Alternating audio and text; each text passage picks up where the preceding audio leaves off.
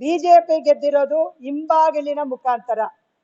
ಭಾರತೀಯ ಜನತಾ ಪಕ್ಷಕ್ಕೆ ಭಾರತದ ಒಳಗಡೆ ನೇರವಾಗಿ ಜನಸಾಮಾನ್ಯರನ್ನ ಸಂಘಟಿಸಿ ಅವರ ಸಮಸ್ಯೆಗಳಿಗಾಗಿ ಹೋರಾಟ ಮಾಡಿ ಪಕ್ಷವನ್ನ ಕಟ್ಟಿದ ಚರಿತ್ರೆ ಅವರಿಗಿಲ್ಲ. ಅವರು ಹಿಂಬಾಗಿಲಿನ ಮುಖಾಂತರನೇ ಪಕ್ಷವನ್ನ ಕಟ್ಟಿರೋದು.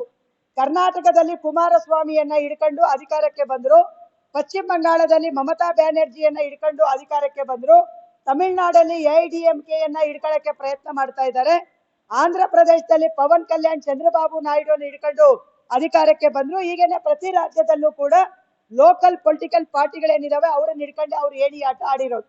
ಇವತ್ತು ಬರ್ತಾ ಇರುವಂತ ಮಾಹಿತಿಯ ಪ್ರಕಾರ ಅಸ್ಸಾಮಲ್ಲಿ ಅವರು ಗೆದ್ದಿರೋದು ಮತದಾನದ ತೀವ್ರ ಪರಿಷ್ಕರಣೆ SIR, ಮತ್ತು ಪಶ್ಚಿಮ ಬಂಗಾಳದಲ್ಲಿ ಕೂಡ ಅವರು ಗೆಲ್ಲಲಿಕ್ಕೆ ಮುಖ್ಯ ಕಾರಣ ಈ ಮತದಾನದ ತೀವ್ರ ಪರಿಷ್ಕರಣೆ SIR. ಈಗ ಬರ್ತಾ ಇರುವಂತ ಅನಾಲಿಸಿಸ್ ಪ್ರಕಾರ ಬಿಜೆಪಿ ಕ್ಯಾಂಡಿಡೇಟ್ ಎಲ್ಲೆಲ್ಲಿ ಗೆದ್ದಿದ್ದಾರೆ ಅತ್ಯಂತ ಕಡಿಮೆ ಅಂತರದಿಂದ ಗೆದ್ದಿದ್ದಾರೆ ಅನ್ನುವಂತ ವರದಿಗಳು ಕೂಡ ಇದಾವೆ.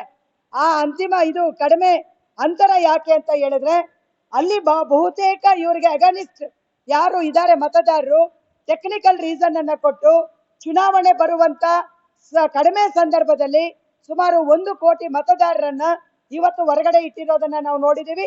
65 ಲಕ್ಷ ಮತದಾರರನ್ನ ಅಸ್ಸಾಮಲ್ಲಿ ಹೊರಗಡೆ ಇಟ್ಟಿರೋದನ್ನ ನಾವು ನೋಡ್ತಾ ಇದೀವಿ. ಸೊ ಈಗ ಕರ್ನಾಟಕಕ್ಕೂ ಕೂಡ ಅದೇ ಪರಿಸ್ಥಿತಿ ಬರ್ತಾ ಇದೆ. ಕರ್ನಾಟಕದಲ್ಲೂ ಕೂಡ SIR ಈಗ ಆಲ್ರೆಡಿ ಪ್ರಾರಂಭ ಆಗಿದೆ. ಈ ಮತದಾನ ಹಕ್ಕಿನಿಂದ ವಂಚಿತರಾಗ್ತಾ ಇರೋರು ಯಾರು? ನಂಬರ್ 1 ಮಹಿಳೆಯರು, ಎರಡನೇದು ಮೈಗ್ರೆಂಟ್ ವರ್ಕರ್ಸ್, ಮೂರನೇದು ಮೈನಾರಿಟಿ. ಈ 3 ವಿಭಾಗಗಳನ್ನ ಇವತ್ತು ಅವರು ಟಾರ್ಗೆಟ್ ಮಾಡಿ, ಯಾಕಂದ್ರೆ ಮೈಗ್ರೆಂಟ್ ವರ್ಕರ್ ಒಂದು ಕಡೆಯಿಂದ ಒಂದು ಕಡೆಗೆ ಇರ್ತಾರೆ, ಅವ್ರಿಗೆ ಡಾಕ್ಯುಮೆಂಟ್ಸ್ ಇರಲ್ಲ.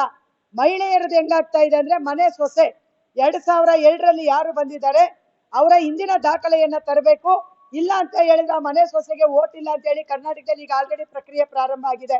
ಈ ಕಾರಣಗಳಿಂದ ಇವತ್ತೇನು ಮತದಾನ ವಂಚನೆ ಮಾಡ್ಲಿಕ್ಕೆ ಚುನಾವಣಾ ಆಯೋಗ ಇವತ್ತು ಬಿಜೆಪಿಯನ್ನ ಗೆಲ್ಲಿಸ್ಲಿಕ್ಕೆ ತನಗೆ ಬೇಕಾದ ರೀತಿಯಲ್ಲಿ ಇವತ್ತು ದಾಳ ಉರುಳಿಸ್ತಾ ಇದೆ ಅನ್ನೋದು ಸೀಕ್ರೆಟ್ ಆಗಿರುವಂತ ಬಹಿರಂಗ ಸತ್ಯ.